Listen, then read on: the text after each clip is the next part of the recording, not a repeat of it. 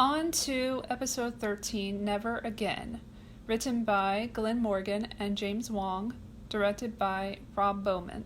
I love the red hue. A haunted tattoo? Interesting. Tension, and not the fun sexual kind.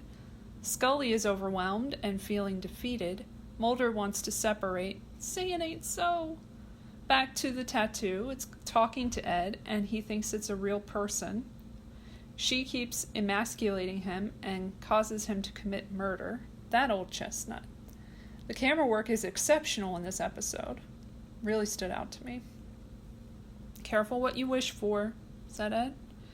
Not our girl getting close to the killer. At least we still get Mulder and Scully on the phone. More tension, though. That's one way to get to the bottom of the case.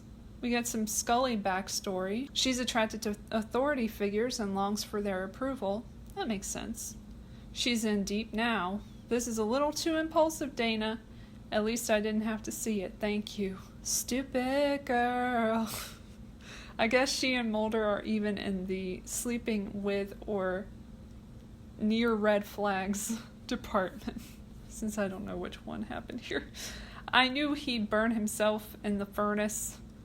The awkward silence at the end after Scully says, "Not everything is about you, Mulder. This is my life." And he replies, "Yes, but it's just friends." Just friends, though. Sad episode. I felt the melancholy throughout. The story was good and the acting exceptional. A standout for Scully and her development. That brings us to episode 14, Memento Mori. Written by Chris Carter, Vince Gilligan, John Chabon, and Frank Spotnitz, directed by Rob Bowman. This is a 4-person team wrote this one, and it's one of the best. The Scully cancer storyline starts. Mulder is the first to know, of course. Time to get to the bottom of the alien abduction cancer thing. All the women who were abducted got brain cancer and died within a year, something that Mulder is worried about, but Scully is as stubborn as ever, insisting that she wasn't abducted. She comes around. The truth is in me, she says.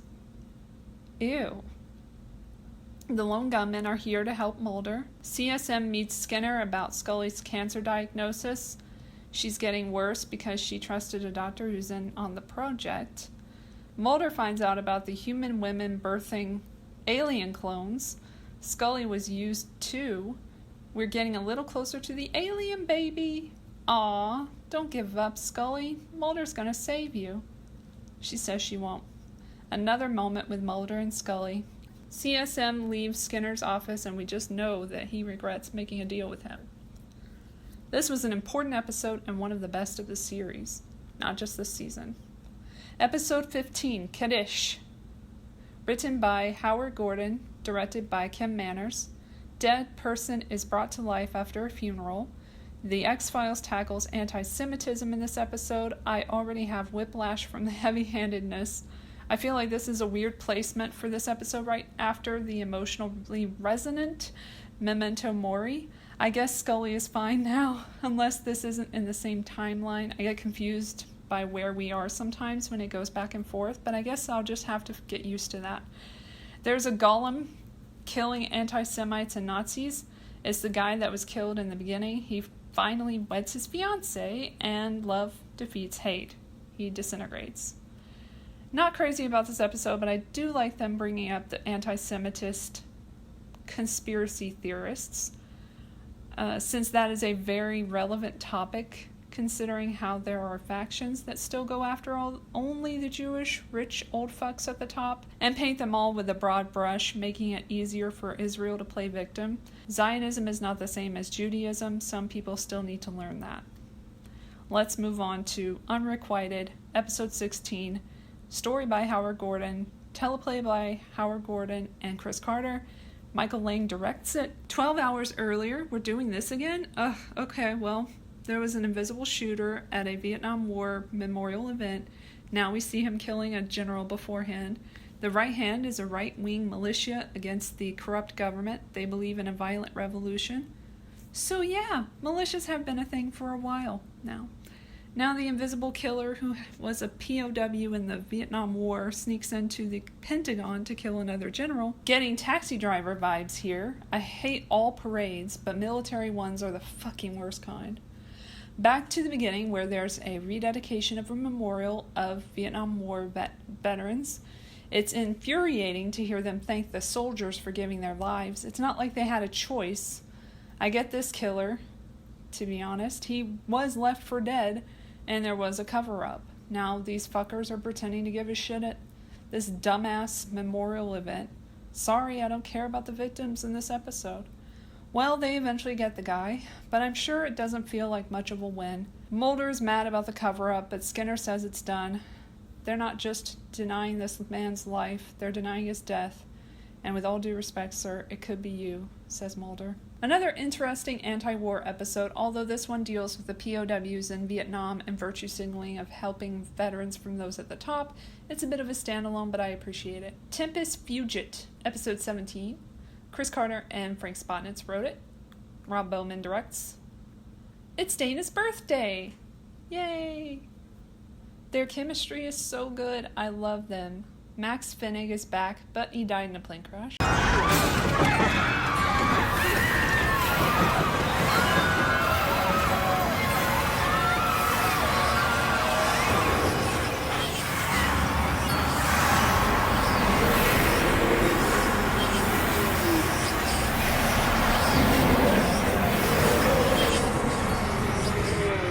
Mulder and Scully are on the case. That is a large crash site. Big budget. Totally never heard of a plane crash killing multiple people in order to get rid of one. Mulder is clearly insane with that theory. R.I.P. Max. It's a cover-up. Are you surprised? I'm not. Mulder is right again. I have one of those. Military saw a UFO. That never happens. There's a UFO, all right. The agents split up again, and I'm worried. Alien body, and that's it. A pretty good start to a two-parter. Relevant topics yet again. Let's head to part 2. Max, episode 18. Written by Chris Carter and Frank Spotnitz. Directed by Kim Manners. Uh-oh. Poor guy. The NTSB got Pendrell by accident. Rip. You can look, Scully. He wouldn't mind. The agents go to Max's place for answers. Mulder thinks Max is the key, and he's usually right, so Scully follows his lead. Lots of alien bodies. Mulder tells us his theory about the military shooting down the plane instead of the UFO after Max's abduction midair. Scully is again incredulous, but Mulder is determined to get to the bottom of it for Max and the others who died. Mulder ends up on a flight with the NTSB guy who killed Pendrell. He warns the passengers there will be an interception. There is. He disappears. Skinner and Scully meet Mulder on the plane, and she finally believes his story. A moment with the agents outside Max's trailer. Scully says no one gets there alone and praises the partnership they have. It ends with a quip by Mulder, but it's still a sweet scene. A solid end to the two-parter. Exciting and expensive set pieces, along with a touching, very realistic story about a military and government cover-up of extraterrestrial life. Next is Syncrony, episode 19, written by Howard Gordon and David Greenwalt, directed by James Charleston. Another fun case dealing with precognition. The suspect claims he was warned about a bus killing the victim. This is exciting for Mulder. Scully is perplexed. Now our agents are finding frozen corpses, but they're the suspect's scientific rivals. Scully thinks he's still to blame. Mulder thinks there's more to the story. Guess who's right again? This man is on fire. He's burnt corpse now. I'm wrong. It's time travel, says Mulder. The suspect, Jason Nichols, is the old man who warned him about the bus in the beginning and froze his rivals. Time for Jason Nichols to come face to face with himself. Mulder tries to save him from himself, but he can't. The compound he was worried about creating will exist after all, so nothing good came from the time travel. As usual, it does more harm than good to go back in time to fix things, especially when dealing with a past version of yourself. A good episode about a much written about topic. Doesn't do anything new with it, but it had some cool visual effects. On to Small Potatoes, episode 20. We got Vince Gilligan back again writing it. Cliff Bowl directing it, and I think I've never seen his name before, so that's exciting. Let's see how I feel about this VG ep, and I feel pretty good about it. Another alien baby? Nope, it's just a tail. Mulder and Scully are on the case again, and there's a PCR test showing the 5 babies with tails. Eddie Van Blunt is the father, and he's played by the one and only Darren Morgan, who's amazing in this. He said he had sex with all of them. Scully thinks he roofied them, although that wasn't the term. Mulder is convinced he can turn into different people and seduce them that way. Guess who's right again? Damn it, Mulder. The tail is not a toy. This close-up shot is crazy. It's fun to watch David play another character. I bet he had a lot of fun. Some good comedy with the Where's Eddie game. More shenanigans with Not Mulder. 3's a crowd. She was not going to stop that kiss. Eddie gets put away finally, and the agents have an awkward moment together. That was a really fun episode. Another solid VG joint. This was up there with Soft Light for me. Definitely top 5 contender. Zero Sum, episode 21. Getting serious again. Written by Howard Gordon and Frank Spotnitz. Directed by Kim Manners. Bugs again. This time bees. I guess Skinner is the cover-up crew. He even went to the morgue to deal with the body. I've never seen him so involved in a case. Where did I go wrong? So many Mulder imposters this season. Neither one is very good at it. Meanwhile, Mulder finds out someone forged his name and tells Skinner Scully's tumor might have metastasized. CSM is back, and it's clear that Skinner is doing his bidding. Another body lies cold, and Skinner wants out of their arrangement. CSM remains a menace. Mulder is too good at his job, and it's annoying Skinner. He's trying to save Scully by helping CSM, but it's a lot harder when he has to do the dirty work. Now CSM has threatened to frame him for a murder he orchestrated. The bees carry smallpox. We keep hearing about smallpox. Earlier, the mysterious dude told Scully there was a smallpox eradication program. Feels like problem, reaction, solution to me. I love how Skinner's supposed to be covering the case up, but he's actively investigating it now. Don't think CSM will like that. He comes clean with Mulder about the plan to save Scully during a tense standoff. The next confrontation is with CSM, who he shoots at 3 times to send a message that the deal is over. CSM lights a new cigarette after a convo with Blondie from the SRSG, and he's got another ace up his sleeve, just like always. A compelling episode, but Scully's absence was felt throughout. She's so integral to this show's success, more so than even the creator, Chris Carter, anticipated, and she goes on to win an Emmy for this season, so it's all good. Episode 22, Elegy. John Shibon wrote it, James Charleston directs it. Scully's back, and the agents are investigating a bowling alley murder. The guy saw a dead girl before he saw her outside, dead. Mulder thinks he saw her spirit before she died. Scully's still pretending she's not having symptoms, which leads to her seeing the apparition. Mulder says there's another victim. It's the same chick that Scully saw. She heads to therapy to talk about her cancer diagnosis. Agent Mulder has been concerned. I guess I never realized how much I rely on him before this, she says. I think she's starting to fall in love with him, but she doesn't know how to understand it yet. We'll have to wait a while for her to figure it out. Harold is an unusual suspect. He knows the victims by their bowling scores. Mulder thinks Harold's autism contributed to a psychic bond with the victims. Scully doesn't tell him about what she saw. Worst nurse since Ratched. And of course she attacks Scully. Scully isn't fucking around though. Mulder comes to save her, but it's too late. She already saved herself. She finally tells him what she saw, and they have a sad moment. No predictive stuff, but we got some good character stuff this episode. Episode 23, Demons, written by R.W. Goodwin, directed by Kim Manners. Scully tends to a stricken Mulder in Providence, Rhode Island after he wakes up covered in blood. She helps him find out what happened. He's having flashbacks while seizing up, and it worries Scully. He might have killed 2 people, but he definitely didn't. But he's arrested anyway. Scully vows to get him out. We delve into his past through his recovered memories of the night Samantha was taken.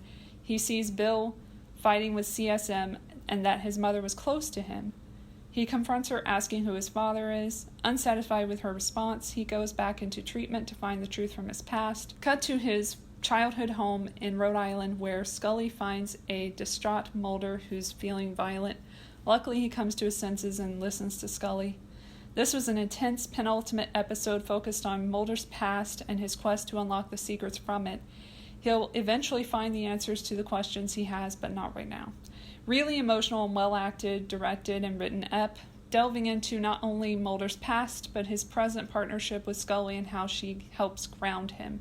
It's beautiful to see their relationship continue to get stronger and stronger as we move through season 4. To the finale! Episode 24. Gethsemane. I did not say it right, probably, but that's what I read. Written by Chris Carter, R.W. Goodwin directs it. This is another character episode focused on Scully's relationship with Mulder and her skepticism. When is she finally going to see what's happening? Mulder is as frustrated as I am, but she is dealing with her cancer metastasizing, so I'll let it slide. Chimeras, cool. That is sadly a real-life thing. Lots of chimeras being made. Animal-human hybrids, if you don't know the term. Mulder's in the mountains with a team trying to find proof of extraterrestrial life. They find it. Bill, Dana's brother, talked shit about Fox Mulder, and I immediately hate him. An actual alien autopsy. Cool. Scully goes after the fucker who beat her up in the stairwell like she was Skinner. He said he had no choice. There's a startling lack of free will in Washington, D.C. He says what Mulder believes is true isn't. Aliens don't exist, silly. It's all the military-industrial complex. Don't believe the lies. He says what he found is a chimera, not an alien, and all is right in the world. Nothing to see here. Aliens are a fabrication. What we had here was proof, Scully. There's no way it could be anything else. You said it yourself, Mulder. More tests needed to be run. Yeah, but the ice core sample's checked out. If the ice hasn't been tampered with, how could the body within be a fake? Cellular material found in the ice core samples were a direct match for what this man Critchkow described.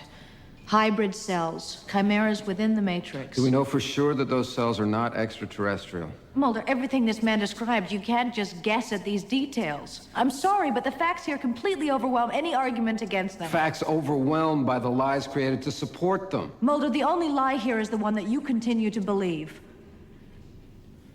After all I've seen and experienced, I refuse to believe that it's not true. Because it's easier to believe the lie, isn't it? What the hell did that guy say to you? That you believe his story? He said that the men behind this hoax, behind these lies, gave me this disease to make you believe. Then we end the season on the knowledge that Mulder died of a self-inflicted gunshot wound to the head. Yeah, I don't think so. But Scully ID'd the body, so it has to be true.